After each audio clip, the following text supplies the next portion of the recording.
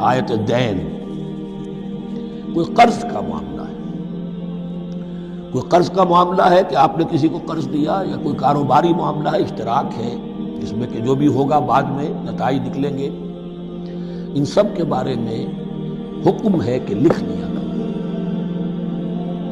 ہم کیا کرتے ہیں قرض دیتے ہوئے، اب دوست ہے، بھائی ہے، عزیز ہے، کیا لکھوانا، اس سے کیا کہے گا، اعتماد نہیں۔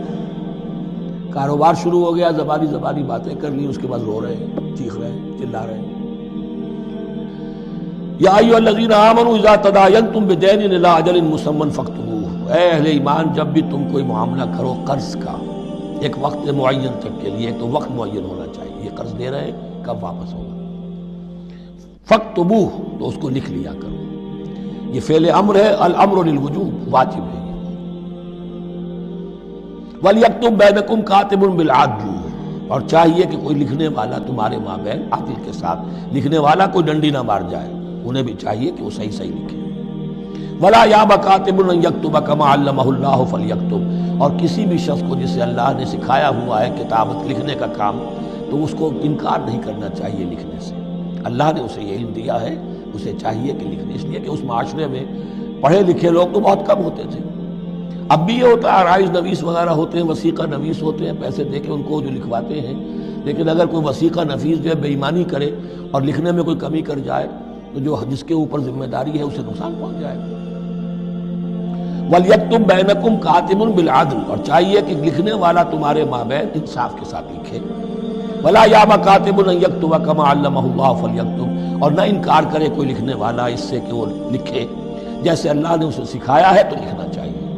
وَلْيُمْلِلِ الَّذِي عَلَيْهِ الْحَقُّ، لکھتے وقت املا وہ کرائے جس کے ذمے رقم آ رہی ہے، جس پر حق آ رہا ہے، علیہ الحق، وہ لکھوائے، جس کا مال ہے وہ نہ لکھوائے، جس پر ذمہ داری آ رہی ہے وہ لکھوائے کہ میں کیا ذمہ داری لے رہا ہوں۔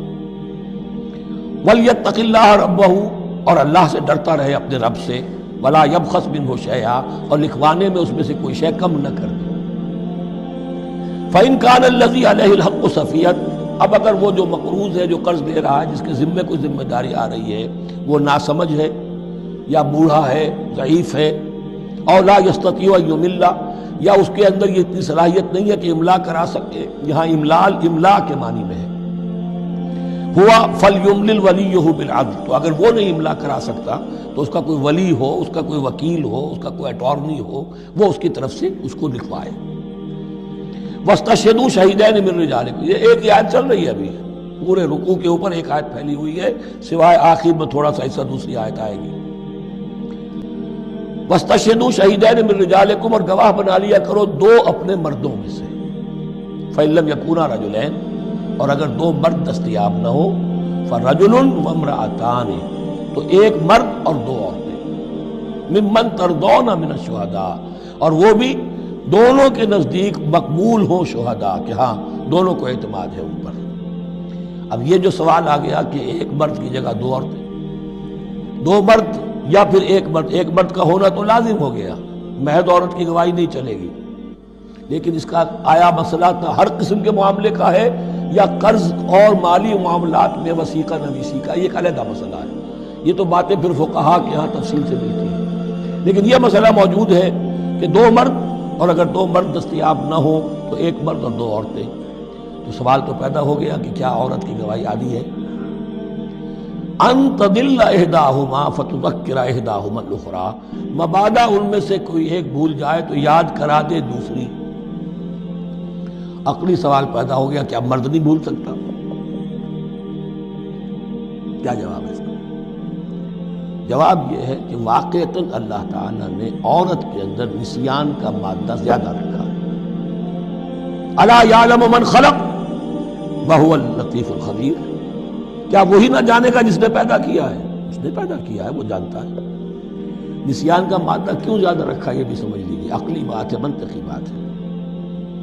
She has to play the role of number 2، اسے مرد کے تابع رہنا ہے، جو نمبر 2 ہوتا ہے اس کے اوپر، اس کے کبھی احساسات کے اوپر، کبھی جذبات کے اوپر کوئی نہ کوئی کوفت، کوئی قدورت آتی ہے، اور اس میں اللہ تعالیٰ نے ان کا سیفٹی والو رکھا ہوا، بھول جانا، اگر بھولنا نہ ہو یاد ماضی عذاب ہے یا رب، چھین لے مجھ سے حافظہ میرا۔ یہ نسیان جو ہے یہ بھی ایک بہت بڑی نعمت ہے، ورنہ تو کوئی صدمہ دل سے اترے ہی نہ، کوئی غصہ کبھی ختم ہوئی نہ۔ تو بھولنے کا معاملہ، یہ سیفٹی ویلو اللہ نے عورت میں زیادہ رکھا ہے، اس لیے کہ اسے مرد کے تابع ہو کر رہنا ہے، اور جب تابع ہو کر رہنا ہے تو اسے زیادہ اس کے احساسات پہ، جذبات پر زیادہ مواقع آئیں گے کہ اس کو کچھ زخم پہنچے۔ اس کے لیے یہ سیفٹی ویل کے نسیان ہے، یہ زیادہ رکھ دیا گیا۔ ان تضل احداہما فتذکر احداہما الاخری، اب یہ کہ اگر یہ بات سمجھ میں نہ آتی تب بھی اللہ کا حکم ہے ماننا ہے۔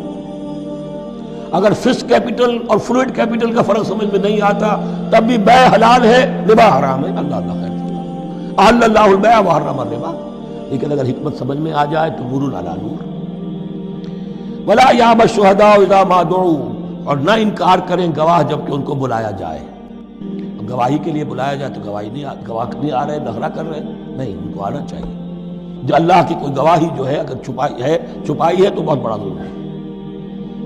ولا تسأموا، اور اس سے تھکو مت، کسل مت کرو، سستی مت کرو، ان تکتبوہ، کہ تم لکھو اسے صغیرا او کبیرا، چاہے چھوٹا معاملہ ہو چاہے بڑا ہو، الی اجلہ، وقت معین کے لیے، اتنا قرض دے رہا ہوں، اتنے وقت میں آپ نے مجھے لوٹانا ہے۔ اس کے بعد آپ بڑھا سکتے ہیں، آپ دیکھ سکتے ہیں، اسے مزید مہلت دے سکتے ہیں، ایسے ہی حالات ہیں تو آپ معاف بھی کر سکتے ہیں۔ لیکن یہ کہ جب لکھنا ہے، حکم دیا جا رہا ہے تو اس میں اجل معین ہو، الی اجلہ، اور اس میں چھوٹے بڑے کی تفریق نہ کرو، چاہے چھوٹا مسئلہ بڑا لکھ لو۔ ذالکم اقسط عند اللہ، یہ اللہ کے نزدیک بھی زیادہ مبنی بر انصاف ہے، واقوم للشہادہ، اور گواہی کے لیے زیادہ قوی ہوگا اور زیادہ درست ہوگا۔ لکھی ہوئی شے ہوگی تو اب معاملہ جو ہے بہت واضح رہے گا، ورنہ زبانی یادداشت کے اندر کہیں کہیں جو ہے تعبیر ہی میں فرق ہو جاتا۔ وعدنا اللہ ترتابو، اور یہ اس کے بہت قریب ہے کہ تم بھولو گے نہیں، الا ان تکون تجارتا حاضرتا تدیرونہا، الا یہ کہ کوئی لین دین ہو، تجارت ہو جو حاضر ہوتی ہے دست بدست۔ آپ نے سودا دیا، اس نے پیسے دے دیے، اب کیش بھی وہ دے دیجئے یا آپ دینا چاہیں تو، ورنہ یہ شریعت میں لازم نہیں ہے۔ اگر ایسا دست بدست کا معاملہ ہے تو پھر یہ ہے کہ وہ تو ہو گیا ایکسچینج، وہ مال جو ہے دکاندار نے مال دیا، آپ نے پیسے دے دیے، اس کے لکھنے کی ضرورت نہیں ہے۔ الا ان تکون تجارتا حاضرتا تدیرونہا بینکم، تو اگر وہ تجارت ہو کہ نقد تمہاری چلتی ہے، آپس میں لین دین ہو رہا ہے، فلیس علیکم جناح الا تکتبوہا، تو کوئی حرج نہیں ہے تم پر کہ اسے نہ لکھو۔ واشہدوا اذا تبایعتم، اور گواہ بنا لیا کرو جب کوئی مستقبل کا سودا کرو۔ یہ بیع سلم جو ہوتی ہے یہ مستقبل کا سودا ہے، قرض کا سودا ہے۔ بیع سلم بھی ایک طرح کا قرض ہے۔ آج آپ طے کرتے ہیں کسی شخص سے، کسی کاشتکار سے، زمیندار سے، کہ اگلا موسم جو آئے گا فصل کا، گیہوں کی فصل کا، تو اتنے روپے من کے حساب سے 500 من گندم میں آپ سے لوں گا۔ یہ بیع سلم کہلاتی ہے، اور اس میں لازم ہے کہ پوری قیمت ابھی ادا کر دیں۔ لیکن اس میں بھی کہ اس وقت آپ کو اتنی گندم دینی ہے، اس کو لکھوا لو اور اس پر 2 گواہ بنا لو۔ واشہدوا اذا تبایعتم ولا یضار کاتب ولا شہید، اور نہ نقصان پہنچایا جائے کسی لکھنے والے کو یا گواہ کو، اور نہ نقصان پہنچائے کوئی لکھنے والا یا گواہ۔ یہ یضار دونوں کے لیے آ جائے گا، یہ معروف بھی ہے اور مجہول بھی ہے۔ نہ ضرر پہنچایا جائے اور نہ ضرر پہنچائے، نہ کوئی کاتب اور نہ کوئی شہید، گواہ۔ وَإِن تَفْعَلُوا، اگر تم ایسا کرو گے، نقصان پہنچاؤ گے، فَإِنَّهُ فُسُوقٌ بِكُمْ، تو یہ تمہارے لیے بہت بڑے گناہ کی بات ہوگی۔ وَاتَّقُوا اللَّهَ، اللہ سے ڈرو، وَيُعَلِّمُكُمُ اللَّهُ، اللہ تمہیں تعلیم دے رہا ہے، وَاللَّهُ بِكُلِّ شَيْءٍ عَلِيمٌ، اللہ ہر چیز کا